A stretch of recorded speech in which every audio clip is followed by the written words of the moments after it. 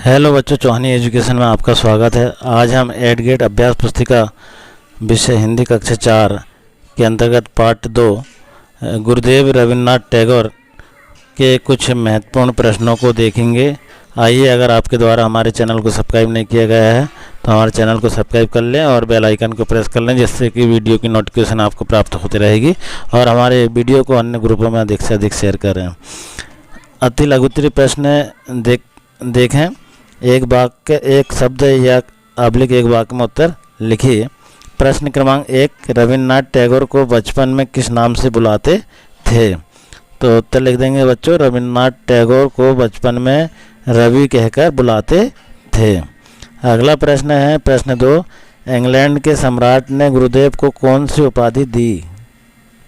तो यहाँ पर उत्तर लिख देंगे, इंग्लैंड के सम्राट ने गुरुदेव को सर की उपाधि दी थी। अगला है प्रश्न 3, रविंद्र मीठा गाते थे वाक्य में रेखांकित शब्द का विलोम शब्द क्या है? तो यहाँ हम विलोम की बात करें तो विलोम में मीठा का विलोम होगा खट्टा। तो इस प्रकार से आप लिख देंगे। अगला है लघुत्तरीय प्रश्न, 2 या 3 पंक्तियों में उत्तर लिखिए। प्रश्न 4 है, रविन्द्रनाथ टैगोर द्वारा सर की उपाधि वापस करना ठीक था या नहीं? अपने विचार लिखिए।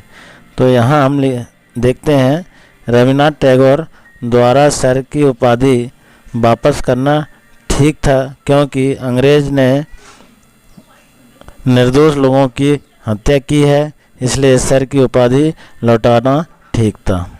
इस प्रकार से हम उत्तर लिख देंगे। अगला प्रश्न है प्रश्न 5, जलियांवाला कांड के बारे में अपने शब्दों में लिखिए। तो सन 1919 में अमृतसर के जलियांवाला बाग में अंग्रेज़ों के विरोध में शांतिपूर्वक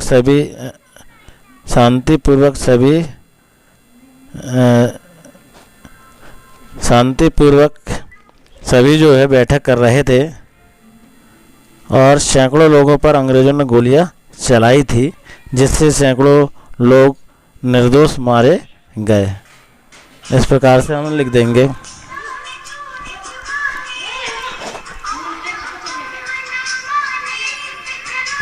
अगला प्रश्न देखिए आप, प्रश्न 6, शांति निकेतन विद्यालय की क्या विशेषता थी? तो उत्तर लिख देंगे, महर्षि देवेंद्रनाथ ठाकुर द्वारा स्थापित एक आश्रम जहां गुरुदेव रविन्द्रनाथ ठाकुर द्वारा विद्यालय और विश्व भारती संस्था की स्थापना की गई। यह पश्चिम बंगाल में बोलपुर नामक स्थान पर है। तो इस प्रकार से हम इसका उत्तर लिख देंगे। अगला है प्रश्न 7, दीर्घोत्तरीय प्रश्न है ये।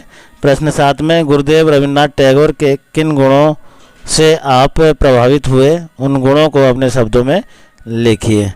तो देखिए उत्तर किस प्रकार से लिख देंगे। गुरुदेव रविन्द्रनाथ टैगोर को सभी प्रेम से रवि कहकर बुलाते थे। रविंद्र को प्रकृति बहुत प्यार था। वे अक्सर बाग बगीचे में घूमते रहते थे। इंद्र गाते भी अच्छा थे।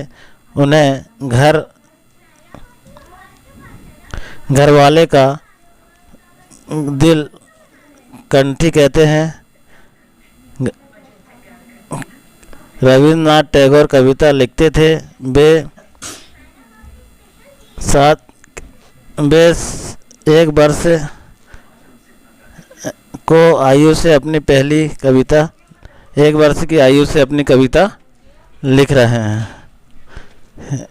7 वर्ष की कविता 7। तो इस प्रकार से हम उत्तर लिख देंगे। अगला है मूल्यांकन 2,